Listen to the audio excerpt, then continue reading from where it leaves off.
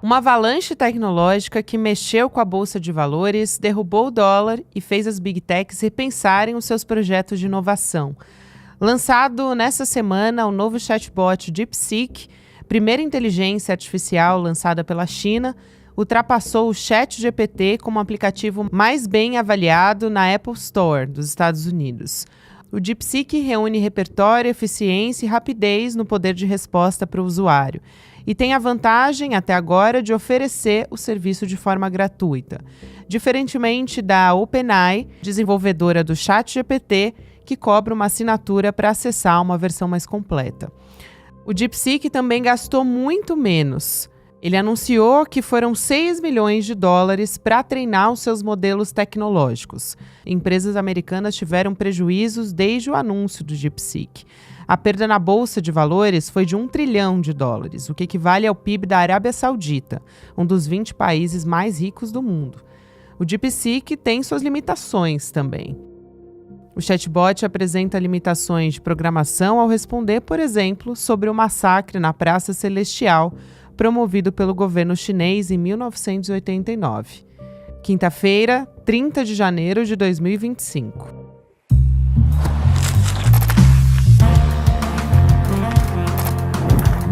Sou Gabriela Varela, esse é o podcast aqui mais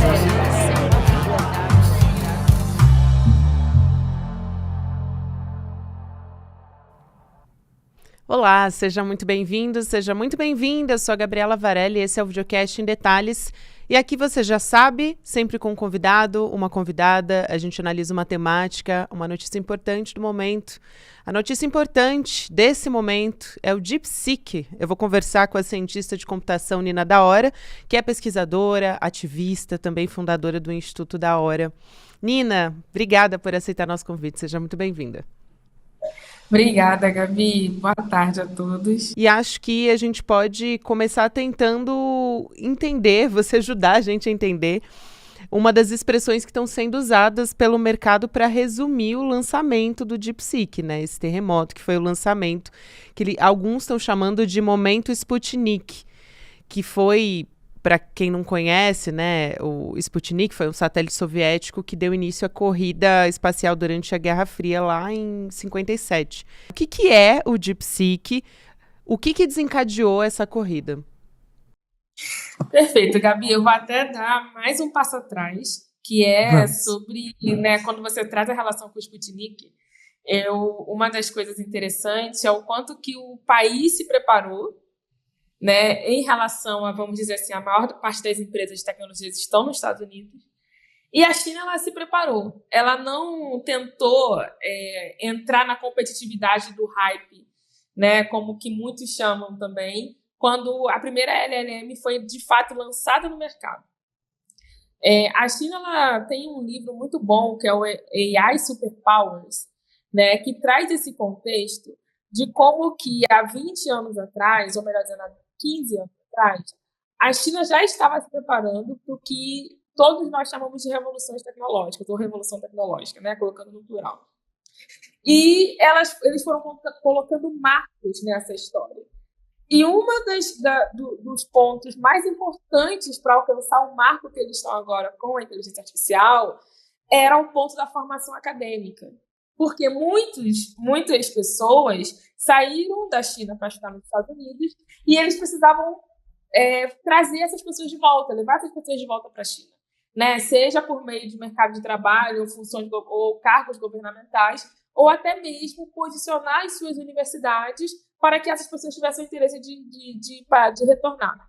E assim foi feito, né? Já tem um movimento de 5 anos aí do retorno de pessoas que estudaram inteligência artificial, engenharia elétrica, ciência da computação, que não só se formaram na graduação, mas mestrado, doutorado, trabalharam nessas big techs, ganharam experiência e elas retornam para a China, né, na busca desse sonho comum ali do país, de conseguir entrar nessa corrida, de fato, de forma mais competitiva, né? Então, eu queria até contextualizar, porque muita gente levou um susto e falou assim, nossa, veio do nada. Não veio do nada, né? Teve toda uma estratégia governamental, de mercado, de posicionamento, com a sociedade civil, com a sociedade da China, para poder levar essas pessoas de volta.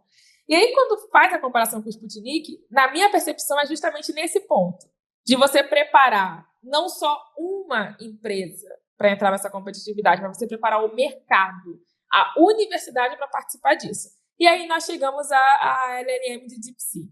Eu acho que a principal diferença aí é em relação a você já lançar um modelo parcialmente de código aberto. Por que eu falo parcialmente de código aberto? Tá? E aí é importante, até para no final eu posso trazer a explicação de LLM, mas em meio a esse turbilhão de informações que até mesmo nós, os pesquisadores, ficamos perdidos, né? Quando vai ver as fontes da quantidade de poder que está sendo dita, né? Nós ficamos perdidos até onde nós podemos opinar, para não diminuir a animação das pessoas, mas também trazer a verdade. Tá? Eu digo parcialmente de código aberto, porque tem aí 4 pontos que são pontos importantes para você dizer assim, olha, esse modelo de IA, esse código, essa ferramenta, ela é totalmente de código aberto, tá? E o DeepSeek cumpriu só 2 delas. Então, assim, primeiro, o dado que é usado no treinamento e no que nós chamamos de evaluated, né? Então, assim, durante uma construção de uma ferramenta como essa, você coleta vários dados de diversas fontes, tá? Não é só sobre coletar dados de base jornalística, não. De diversas fontes, tá? De imagem, vídeo, texto. E aí você faz uma divisão entre o que vai ser testado, avaliado, e o que vai servir de treino para poder basear esse teste. O segundo ponto que traz, né, que é importante quando você abre uma ferramenta ali dentro dessa visão de software livre, é o código que foi usado. Não só o código-fonte, tá? Mas é isso. O código-fonte ele já tem que incluir isso, mas a gente que trabalha sabe muito bem que tem códigos e códigos que nem comentários têm direito, então não tem como você evoluir a partir dele. O terceiro ponto é a arquitetura do modelo, que foi o que eles colocaram no artigo. Né, a arquitetura, o que baseia, o que é a infraestrutura desse modelo para poder ele ganhar corpo para o treinamento e como que eles organizaram as funções matemáticas mas como eles usaram as funções matemáticas para poder tentar posicionar o equilíbrio ali na hora do treinamento e você conseguir uma acurácia boa, que foi o que eles conseguiram nessa avaliação. Eles só fizeram 2 desses pontos, tá? E isso não é só eu que estou dizendo, né? Tem a pesquisadora Timnit Gebru, que é uma das primeiras aí referências em ética em IA, que trabalhava na Google, saiu da Google para poder estar mais atuando na sociedade civil, fez toda a carreira em ciência da computação, e ela também é uma dessas pessoas que tem puxado essa frente da gente ter um pouco mais de calma do que nós estamos chamando de código aberto e de software livre. E aí, por último, né, aí já caminhando para essa resposta, eu peço até desculpa, porque eu sempre preciso contextualizar algumas coisas que eu fico com medo das pessoas que estão nos assistindo de cair em desinformação, sabe? De ficarem tão animadas com o que está acontecendo e esquecer, de fato, a parte científica, que é o que baseia essas tecnologias. E aí nós chegamos nessa LLM, né, essa sigla de Large Language Models, que é nada mais do que uma tentativa de você projetar, entender, compreender como que nós humanos nos comunicamos, seja por meio de texto, por meio de fala, por meio de gestos. No caso da LLM, tem um foco em texto, tá? Então, assim, depois a gente entra nas outras contextualizações, mas o foco é texto. E ele tenta mimetizar como nós humanos escrevemos e transformar isso em sistemas que podem automatizar e acelerar alguns processos. E aí, por isso que você tem muitas LLMs focadas em escrever currículo, escrever textos básicos de opinião, tentar organizar a informação de uma redação do Enem, que muita gente usou para estudar. Então, esse é o foco das LLMs. E aí, esse é um dos focos principais do DeepSeek. Um outro ponto muito importante que eu acho que vale a pena trazer é de que não existe uma tecnologia neutra. Então, a gente já viu diversas informações a partir desse lançamento. Aqui, alguns pontos eu até peguei para destacar, para a gente poder colocar em discussão, mas, por exemplo, os Estados Unidos dizendo que estão avaliando possíveis implicações da IA para a segurança nacional, os usuários relatando que o aplicativo não responde a temas que são politicamente sensíveis para a China. Também, outro que eu destaquei aqui, a OpenAI alegando que o DeepSeek usou ilegalmente os dados do ChatGPT para treinar a IA. Como é que esse tipo de IA a gente pode checar qual que é mais confiável e dá para confiar de fato nas IAs? Eu vou começar de trás para frente, viu, Gabi? Eu não acho que nós devíamos confiar. Eu não sei se essa é a palavra correta para a gente, porque a confiança ela depende de várias etapas. E nós só temos acesso a uma etapa, que é a etapa que faz a interface. A gente está ali usando e ele responde e a gente verifica em cima daquela resposta. Nós não temos informações de como que essas respostas são correlacionadas, quais foram as origens que foram usadas para treiná-las. Então, a confiança, eu realmente acho que não. Por outro lado, eu achei ótimos os exemplos que você trouxe, porque mostra que nós, enquanto sociedade, estamos mais dispostos a fazer essa discussão. Então, estou investigando, e eu acho isso ótimo. Eu não acho que tem que ficar só com especialistas fazer esse tipo de investigação e esse tipo de comparação, tá? Porque, muitas vezes, os contextos que nós, especialistas, estamos desenvolvendo essas ferramentas não condiz com o contexto da pessoa que está utilizando. Então, primeiro, assim, eu acho ótimo que esteja acontecendo. Demorou a acontecer quando a OpenAI lançou na época o GPT, e agora as pessoas estão mais ligadas e correram para fazer essa testagem e comparar. Eu lembro muito bem que no início do chat GPT, e acho que em alguns níveis ainda continua, nós testamos ali textos, pedimos para ele escrever um texto sobre um país específico do continente africano, e ele escreveu cheio de vieses. Né? Então, como você bem disse no início da sua pergunta, essas tecnologias elas não são neutras. Elas são baseadas, não é só sobre os dados que estão baseando esses textos e essas formulações de frases e respostas. Tá? Existe ali um interesse político de quem está desenvolvendo essas tecnologias. E assim, hoje está tão complicado você falar sobre isso que as pessoas já colocam como se isso fosse paralisar a tecnologia e a inovação. Não! As tecnologias, elas existem interesse por detrás. Né? A tecnologia no mercado é produto. ChatGPT, DeepSeek, eles são produtos de dados. Então, eles são construídos a partir de uma visão de negócio. Eles têm os interesses de negócio por detrás. Né? Então, nós não podemos ser ingênuos em relação a isso. Nós utilizamos porque tem benefícios no nosso dia a dia. Então, eu não posso desmerecer e dizer que não existe isso, que não existe essa possibilidade de uso. E aí, assim, eu acho que o primeiro ponto de como que nós, e eu me incluo também como usuária, porque não são todas as ferramentas de IA que eu conheço, a gente precisa estudar para fazer esse reconhecimento e até para conversar aqui, né? Tem um nível de leitura, de teste, de código que você tem que olhar para você falar assim, não, beleza, isso aqui eu consigo cobrir e conversar sobre, isso aqui eu não consigo ir. Então, eu acho que para nós também, enquanto usuários, tem um ponto que já começou, que é sobre a educação e conscientização. Eu acho que é o mais difícil de ser feito, mas eu fico muito feliz quando vejo pessoas se posicionando e trazendo seus pontos a partir desses usos e comparando, tendo a proatividade de fazer a comparação. Eu sei que não é fácil fazer isso.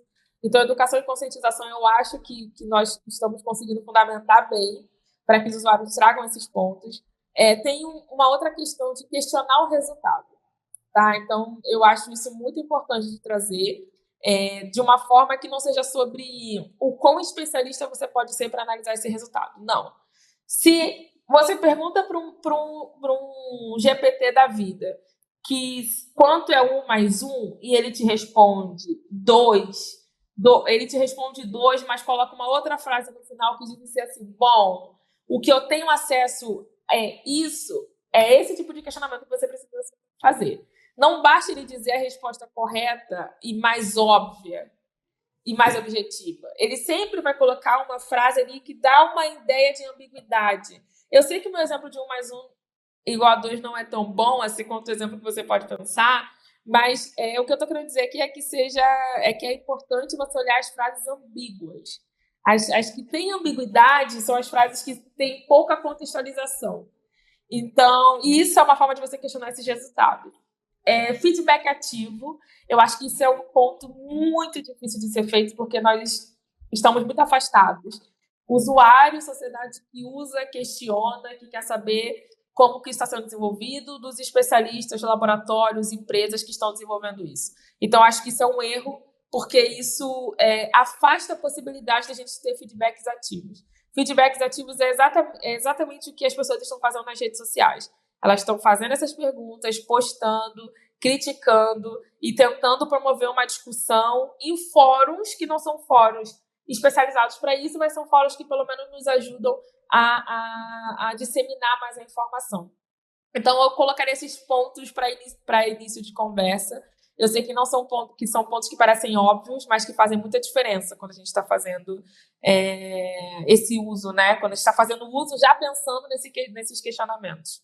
Conversando com o DeepSeek, foi uma das perguntas que eu fiz para ele, né? Foi tentando conhecer melhor o aplicativo, né? A IA. E impressionou muito o mercado esse baixo custo. Então, ele ficou conhecido como uma espécie de chat GPT de baixo custo. Eu queria te pedir para explicar um pouco melhor isso e quais são as principais diferenças, né, do DeepSeek e as IAs concorrentes desse ponto de vista. A gente teve até diversas empresas ali do setor dos Estados Unidos, da Europa também, chegando a atingir perdas muito grandes de $1 trilhão em valor de mercado. Esse é um cálculo da agência Bloomberg, mas acho que vale a pena trazer aqui também. Perfeito, Gabi. Esse ponto foi um ponto que eu até pensei que iam explorar mais, para além do impacto socioambiental, né, que é o que está todo mundo trazendo como ponto principal. E eu concordo, porque nós estamos muito próximos da 2030, é uma agenda do Brasil também, uma agenda que o Brasil lidera. Então, acho super importante a gente ter essas métricas que vão nos quanto de água nós vamos conseguir preservar daqui para frente com modelos de baixo custo.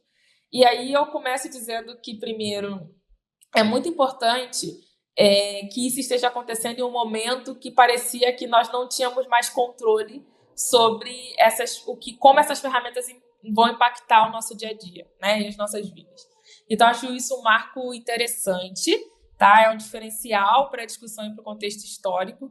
E eu digo isso porque a tecnologia ela foi colocada ao longo desses anos, e principalmente com a aceleração da área de inteligência artificial, como uma área focada somente em mercado e gerar produtos. E esqueceram que nós fazemos parte de universidades, muitas vezes, né? É um conceito que está sendo desenvolvido ainda, tanto no meio acadêmico, como também com a sociedade civil. Então, tem muita coisa para descobrir. E eu digo isso porque os diferenciais da DeepSeek em relação a gente chamar de baixo custo são justamente as técnicas computacionais que foram utilizadas ao longo desse processo.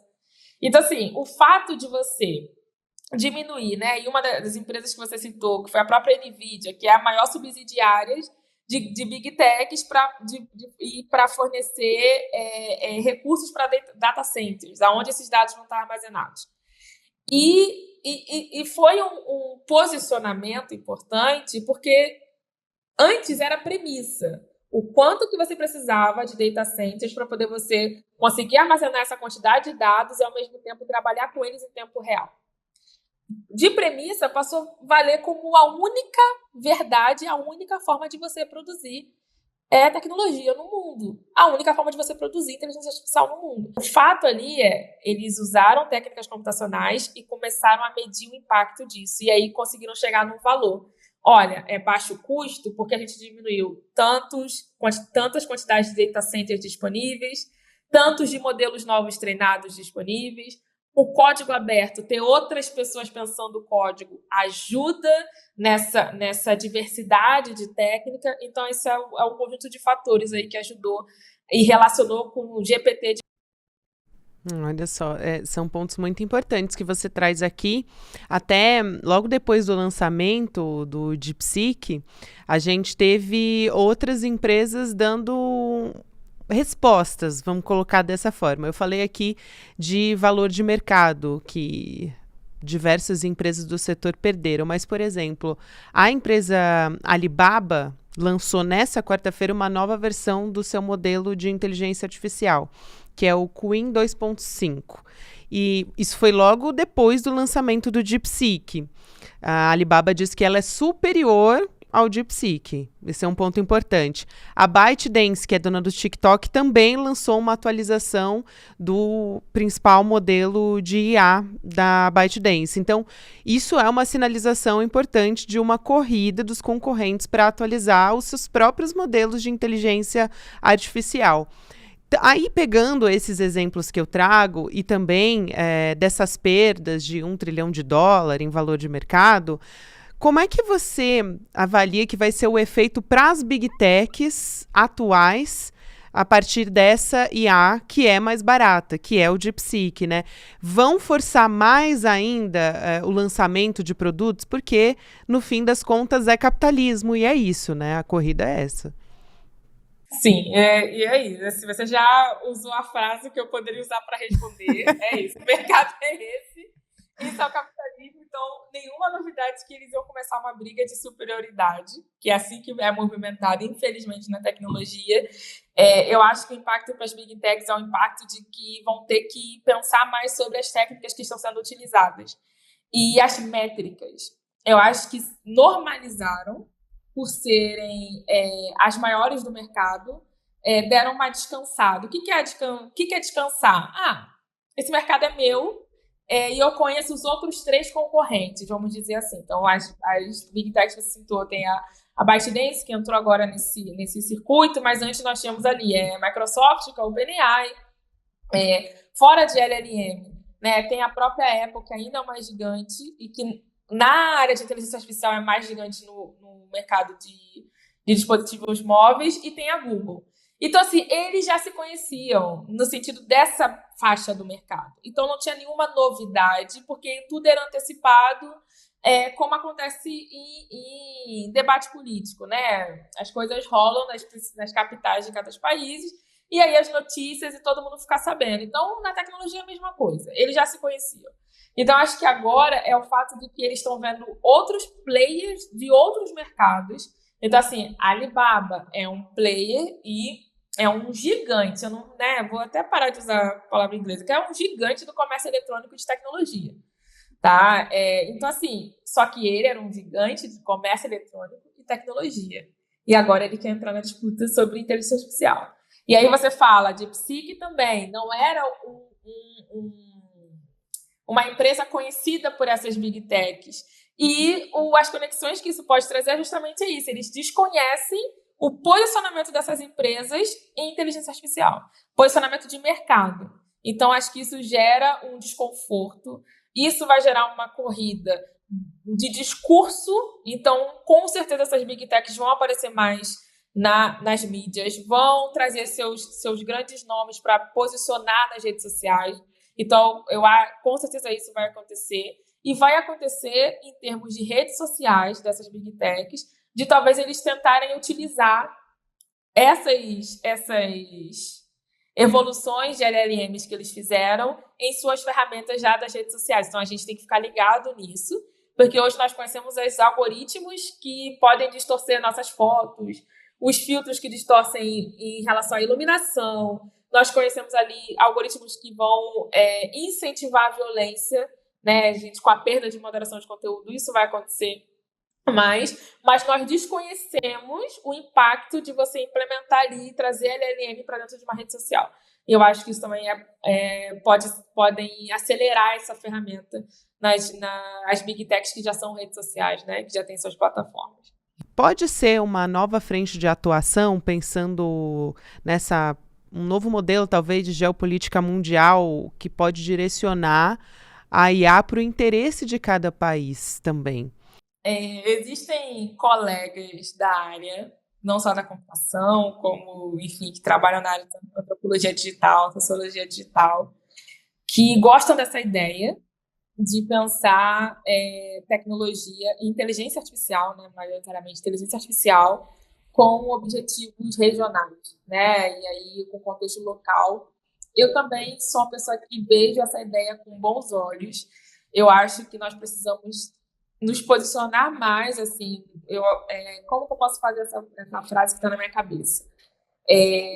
Quando você faz o debate, quando as pessoas trazem o debate de geopolítica para a tecnologia, elas sempre usam como referenciais os Estados Unidos ou a China, né? Sempre usaram. Mesmo na corrida desproporcional de uma a outra, sempre usaram. Agora nós vamos ter aí, e eu espero que o Brasil consiga se posicionar mais, porque nós temos pessoas para isso, temos pesquisa para isso, nos falta recurso, mas a gente está trabalhando muito para conseguir ter esses acessos e conseguir mostrar para a nossa sociedade o quanto que nós também avançamos nesses estudos. Então, eu acho que a possibilidade de você abrir mais os referenciais é de mostrar para as pessoas do próprio país, né, dos próprios países que são desmerecidos nessa corrida, que a evolução está acontecendo e não ficar essa sensação de que estamos para trás, né? Então, assim, acho que a América Latina tem um contexto mais complicado, assim como o continente africano, por conta de acesso a recursos, não só computacionais, mas outros recursos, envolve logística e tudo mais. Não somos potências de comércio de eletrônico, então a gente tem que importar muita coisa, então eu sei que isso deixa tudo muito mais caro. Mas nós temos muita diversidade regional que colabora para pensar ferramentas e tecnologias de inteligência artificiais diferenciadas. E disso eu não abro mão. Então, eu acho que o que a China está fazendo, ela pode ajudar países do BRICS também. Então, acho que teve uma fala sobre posicionar os países do BRICS nessa disputa e unir mais. E fazer com que, por exemplo, gente, nós temos uma fuga de cérebro no Brasil enorme. Na engenharia da computação, é no nível de mais de 50%. Né, das pessoas que colaboram na área de pesquisa em inteligência artificial não estão no país. Estão estudando fora ou estão trabalhando fora.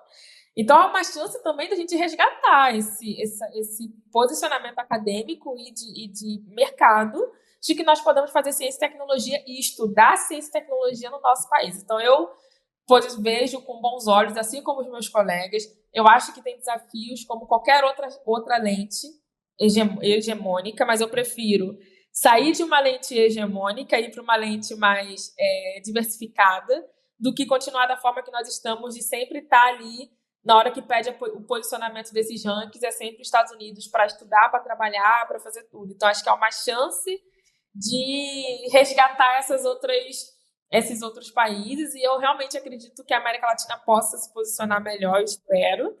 E, enfim, assim, os desafios vão acontecer, não tem como prever os desafios. Eu acho que seria uma falta de humildade enorme eu já colocar desafio antes da oportunidade aqui. Mas eu, pelo menos, vejo que essa oportunidade é uma oportunidade que a gente não pode deixar escapar. Nossa, achei importantíssima essa sua fala, enxergar tudo isso com otimismo também. Nina, foi um prazer te receber, aprendi muito com você, tenho certeza que toda a nossa audiência também. Obrigada, prazer te receber. Obrigada, Gabi, desculpa que eu falo muito, viu? Mas que isso? Pelo convite. Finalmente deu certo. Um abraço grande, querida, até uma próxima. A Nina da Hora, que é cientista da computação, pesquisadora, ativista e também fundadora do Instituto da Hora. Quero fechar aqui lembrando a você que está me assistindo pelo YouTube que é hoje o nosso Mapa da Mina de 2025. Para você que está me ouvindo pelas plataformas de áudio, quinta-feira, dia 30, é o nosso dia, 8 horas da noite, para acompanhar as nossas previsões, as previsões do Eduardo Moreira para o mercado, para a economia, para o nosso cenário econômico e saber onde investir o nosso dinheiro. Vale muito a pena, é um evento gratuito para você poder ficar bem informado e também para você que não sabe nada de investimento. Eu vou assistir também, eu não sou familiarizada com esse assunto, mas por isso mesmo que eu vou marcar presença lá, então você pode se inscrever ainda e garantir sua vaga em detalhesicl.com.br,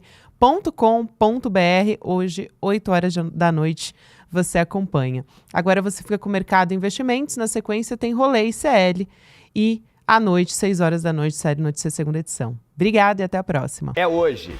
30 de janeiro, o dia do nosso evento de finanças, economia e mercados mais importante do ano, o Mapa da Mina. Vai acontecer às 8 horas da noite, ele é gratuito e se você já está inscrito, 1 hora antes do evento vai chegar no e-mail que você se inscreveu e no grupo de WhatsApp que você está fazendo parte também, o link para você poder participar. Também é importante você saber que é um evento que não tem replay, então de noite coloca ali na agenda porque vai valer a pena tudo que você vai aprender de uma maneira muito simples e fácil. À noite a gente se vê.